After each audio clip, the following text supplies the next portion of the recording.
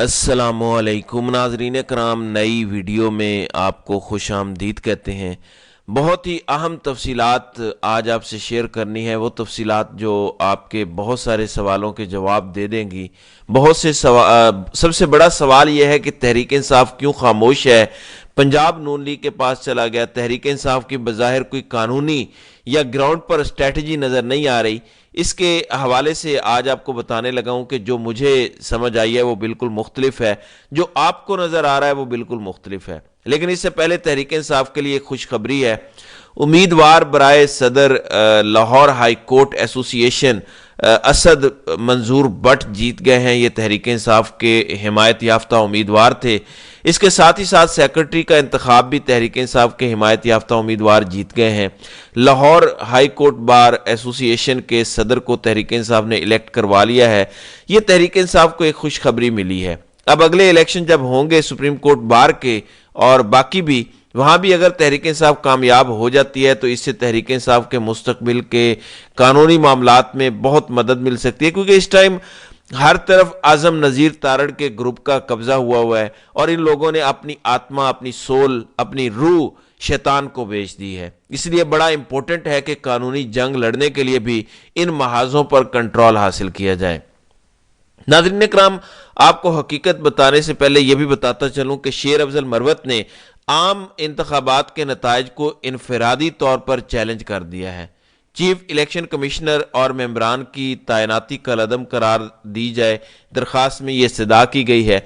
शेर अफजल मरवत ने आइन के आर्टिकल 184(3) के तहत यह दरखास्त दायर की है। कौमी और सूबाई असम्बली के तमाम फॉर्म 47 कलअदम करार दिए जाएं। साबिक कमिश्नर लियाकत अली चट्ठा इल्ज़ामात पर बनाई गई इलेक्शन कमीशन कमेटी भी चैलेंज कर दी है। धांधली के इल्ज़ामात की इंक्वायरी के लिए जुडिशल कमीशन बनाने का हुक्म दिया जाए। चीफ इलेक्शन कमिश्नर और मेंबर इलेक्शन कमिश्नर की तैनाती भी सुप्रीम कोर्ट में चैलेंज है। जुडिशल कमीशन मुल्क भर के इलेक्शन नताइज रावलपिंडी समेत कंसोलिडेशन करे। अब बज़ाहिर ये बड़ा ज़बरदस्त फैसला लगता है।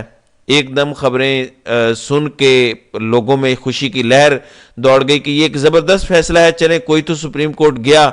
हालांकि आगे काजी बैठा हुआ है, सुप्रीम कोर्ट में जाएंगे, केस चलेगा, हो सकता है लाइव टेलीकास्ट हो तो कोई फर्क पड़ेगा। इसमें आपको सूरत हाल से मैं अब आगाह करता हूं। नाज़रीन इकराम, पिछली पीडीएम हुकूमत ने कानून बना दिया था कि आर्टिकल 184(3) के तहत जो भी सोमोटो लिया जाएगा वो एक 3 मेंबर कमेटी लेगी। खाली चीफ जस्टिस का प्रोगेटिव नहीं होगा। यानी इस वक्त इस कमेटी में काजी फायज ईसा, जस्टिस सरदार तारिक मसूद और उनके साथ मंसूर अली शाह हैं। ये तीनों जजेस काजी साहब के ग्रुप के हैं। लेकिन मंसूर अली शाह के बारे में आप ये ज़रूर कह सकते हैं कि वो इमरान खान से कोई ज़ाती बुग़्ज़ नहीं रखते। बाकी जाहिर है कि वो भी कंपनी सरकार के ही जज समझे जाते हैं, लेकिन ज़ाती बुग़्ज़ नहीं है। जबकि सरदार तारिक मसूद और काजी के अमल से भी पता चलता है कि ये दोनों इमरान खान और तहरीक इंसाफ से ज़ाती बुग़्ज़ रखते हैं। अब ये बड़ा इंपॉर्टेंट है, आपने समझना है। शेर अफजल मरवत ने नेक नियति से अगर ये कर दिया, पूरी कौम जो है वो पीछे उसको खड़ा होना चाहिए। लेकिन यहाँ पे ये एक क्वेश्चन पैदा हो गया है, गो के उन्होंने बड़ी अच्छी नीयत से किया होगा, गो के वो अवाम की आवाज़ सुन रहे हैं, वो ग्राउंड पे जाते हैं, उनको पता है अवाम क्या चाहती है। अवाम इंसाफ चाहती है और ट्रिब्यूनल से कोई इंसाफ नहीं मिलने वाला। लेकिन यहाँ पर एक उनसे गलती हो गई है और जाहिर है कि ये अनजाने में हुई है। वो गलती क्या है आपको वो मैं बताने लगा हूँ। ये बहुत बड़ी गलती साबित हो सकती है, क्योंकि तहरीक इंसाफ की जो स्ट्रेटजी अब मैं समझ पाया हूँ। आप सबसे पहले देखें इस वक्त सुप्रीम कोर्ट की सूरत हाल क्या है। इसमें काजी फायज ईसा के बाद सीनियर तरीन जज हैं सरदार तारिक मसूद, फिर उसके बाद मंसूर अली शाह, लेकिन इसके बाद सीनियर जज हैं जस्टिस मुनीब अख्तर और जस्टिस याहिया अफरीदी। अब आपने ये गौर से बात समझनी है। जस्टिस सरदार तारिक मसूद 11 मार्च को रिटायर होने जा रहे हैं और उसके बाद जो 2 सीनियर जजेस काजी साहब के साथ रह जाएंगे इस कमेटी में, वो होंगे जस्टिस मुनीब अख्तर और जस्टिस मंसूर अली शाह। अब मंसूर अली शाह काजी ग्रुप के जरूर हैं, लेकिन इमरान खान से नफरत नहीं करते। यानी हम ये एक्सपेक्ट कर सकते हैं कि जो कमेटी बन जाएगी 11 मार्च के बाद, उसकी जो एक हैयत बन जाएगी, उसमें कम अज कम ایک آزاد جج بینچ بنے گا، این ممکن ہے کہ اس میں قاضی صاحب نہ ہوں، سردار طارق ویسے ہی جا چکے ہوں گے، تو پیچھے بچ جائیں گے کون سے ججز؟ یہ 2 ججز اس کا فیصلہ کریں گے۔ یہ ہو سکتا ہے کہ اس میں اطہر من اللہ جسٹس یحییٰ آفریدی، منیب اختر یا جسٹس عائشہ ملک ہو جائیں، یعنی ایسے ججز ہو سکتے ہیں جو آزاد خیال جج ہیں، جو اس طرف بھی جا سکتے ہیں اس طرف بھی جا سکتے ہیں۔ اور اگر ایسا بینچ بن جائے جس کے سامنے مجھے سلمان اکرم راجہ کی کچھ ٹویٹ سے بات سمجھ آئی ہے، میری انڈرسٹینڈنگ یہی ہے کہ کچھ کیا نہیں جائے گا سپریم کورٹ میں آفیشلی تحریک انصاف کی طرف سے 11 مارچ سے پہلے کچھ بھی نہیں کیا جائے گا۔ یہ میں آپ کو بتانے کے لیے بھی تیار ہوں، یہ میری انڈرسٹینڈنگ ہے۔ 11 مارچ کے بعد یہ سب کیا جائے گا، ایک پٹیشن ڈالی جائے گی اور اس میں تمام فارم 47 اکٹھے کیے جائیں گے۔ فارم 47 کس طرح جاری ہوئے وہ سب ریکارڈ جاری نکالا جائے گا۔ آروز نے کیا رویہ اپنایا اس کے سارے ثبوت ساتھ لگائے جائیں گے۔ الیکشن کمیشن نے کیا رویہ اپنایا اس کے سارے ثبوت ساتھ لگائے جائیں گے۔ یعنی اتنی پکی اور جاندار پٹیشن ڈالی جائے گی کہ جب کمیٹی جس میں منصور علی شاہ، منیب اختر اور قاضی صاحب بھی ہوں گے تو قاضی صاحب اکیلے ویٹو نہیں کر سکیں گے، بلکہ مجھے ایسا محسوس ہوتا ہے کہ 2 باقی ججز ایک آزاد خیال بینچ بنا کے الیکشن کی تحقیقات کی طرف جائیں گے۔ یہ خوش فہمی ہو سکتی ہے، ہو سکتا ہے میں غلط ثابت ہوں، لیکن ایک اور چیز بتاتا ہوں کہ it is not all last. اور اس کی وجہ کیا ہو سکتی ہے؟ قاضی صاحب اسی سال ریٹائر ہو رہے ہیں اکتوبر میں، تیسرا مہینہ شروع ہونے والا ہے، قاضی صاحب کے 6-7 مہینے رہ گئے ہیں ٹوٹل۔ اس کے بعد کیا بنے گا؟ بنے گی اس کمیٹی کی شکل۔ اس کمیٹی میں پھر ہوں گے جسٹس منصور علی شاہ، جسٹس منیب اختر اور جسٹس یحییٰ آفریدی۔ اب یہ امپورٹنٹ کیوں ہے؟ کیونکہ یہ کمیٹی جو اکتوبر میں بنے گی اس میں جسٹس منیب اختر اور یحییٰ آفریدی یہ 2 ایسے ججز ہیں جنہوں نے ملٹری عدالتوں کے خلاف فیصلہ دیا تھا، مطلب یہ کمپنی کے ججز نہیں ہیں۔ یعنی آپ کو پھر امید پیدا ہو جائے گی کہ انشاءاللہ انصاف ہوگا۔ 184(3) کی ابھی تو کوئی پٹیشن داخل کرنی ہی نہیں چاہیے۔ شیر افضل مروت نے بہت نیک نیتی سے کی ہوگی، لیکن میرا ان کو مشورہ ہے کہ اس پر نظر ثانی کریں اور یہ درخواست واپس لے لیں، ورنہ ہوگا کیا؟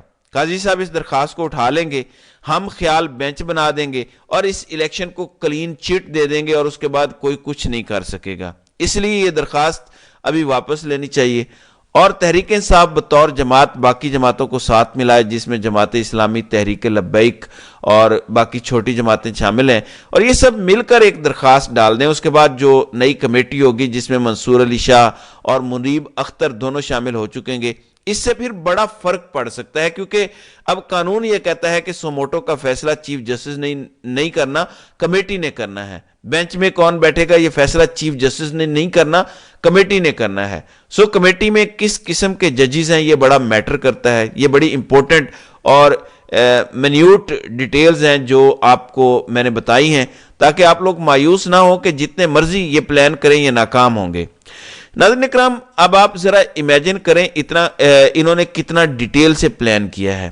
صورتحال یہ ہونی تھی کہ جیسے ہی سردار طارق مسعود نے ریٹائر ہونا تھا، کمیٹی میں جسٹس اعجاز الاحسن اور منصور علی شاہ نے آ جانا تھا، لیکن جیسے ہی قاضی صاحب نے ریٹائر ہونا تھا، کمیٹی میں منصور علی شاہ اور منیب اختر ہوتے اور چیف جسٹس ہوتے جسٹس اعجاز الاحسن۔ یعنی اس کمیٹی نے 100% ایمانداری سے بینچز بنانے تھے، ایمانداری سے فیصلے دینے تھے۔ یعنی یہ جو ساری الیکشن ریگنگ ہے یہ اکتوبر سے نومبر میں ریورس ہو جانی تھی۔ اس لیے نواز شریف کو یہ گارنٹی دی گئی کہ آپ جو یہ حکومت بنا رہے ہیں، ایک ایسا جج ہے جس پر آپ کو شک ہے کہ یہ ایمانداری سے فیصلے دے گا، اس کو بھی نکالیں گے، اور اس کے ساتھ جو اس کی طاقت ہے جسٹس مظاہر علی اکبر نقوی، اس کو بھی نکالیں گے۔ تو 2 ایسے ججز کو نکالا گیا جو کمپنی سرکار کی بات نہیں مان رہے تھے۔ گہری پلاننگ کر کے یہ سب کیا گیا، آگے کا سوچ کر کیا گیا، لیکن پھر بھی ان کی تدبیریں الٹی پڑیں گی، کیونکہ منصور علی شاہ بھی ہو سکتا ہے ہوش میں آ جائیں، ہو سکتا ہے وہ بھی پاکستان کا سوچنا شروع کر دیں، ہو سکتا ہے وہ بھی بوٹوں سے نکل کے اوپر آ جائیں۔ قاضی صاحب کو تو بوٹوں کی ایسی لت پڑ گئی ہے، ایسی جرابوں کی خوشبو ان کو پسند آئی ہے کہ وہ اس نشے کے بغیر نہ سو سکتے ہیں نہ جاگ سکتے ہیں۔ کھانے سے پہلے نشہ کرتے ہیں، کھانے کے بعد جرابوں کا نشہ کرتے ہیں، دن کو نشہ کرتے ہیں، پھر رات کو نشہ کرتے ہیں، رات سونے سے پہلے جاگنے کے بعد نشہ کرتے ہیں۔ ایسا محسوس ہوتا ہے کہ اس نشے کے بغیر اب ان کی زندگی گزر ہی نہیں سکتی۔ لیکن باقی ججز بدل سکتے ہیں۔ سردار طارق مسعود بالکل قاضی کی طرح ہیں، ان سے بھی کسی بہتری کی امید نہیں ہے، لیکن اس کے بعد آگے منصور علی شاہ 2.5 سال کے لیے چیف جسٹس بننے جا رہے ہیں، ان پر بڑی بھاری ذمہ داری ہے، انہوں نے بھی اپنا نام بنانا ہے۔ قاضی صاحب کو انہوں نے دیکھ لیا کہ کس طرح ذلیل ہوئے ہیں، انہوں نے جسٹس بندیال کو دیکھ لیا کہ ان کی لیگسی کیا ہے، تو منصور علی شاہ نے اپنی لیگسی خود بنانی ہے، اور اس کمیٹی سے ہی وہ لیگسی شروع ہو جائے گی، اس لیے زیادہ انتظار کی ضرورت نہیں ہے۔ 11 مارچ دور نہیں ہے، 11 مارچ کو سردار طارق مسعود ریٹائر ہو جائیں گے، اور اس کے بعد ہمیں پتہ چلے گا کہ آگے معاملات کیا ہیں، وہاں سے تحریک انصاف کی گیم شروع ہوگی۔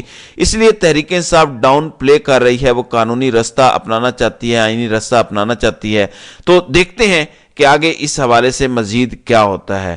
تو ناظرین کرام، آپ کی اس ویڈیو کے حوالے سے کیا رائے ہے؟ آپ اپنی رائے کا اظہار کامنٹ سیکشن میں ضرور کیجیے گا۔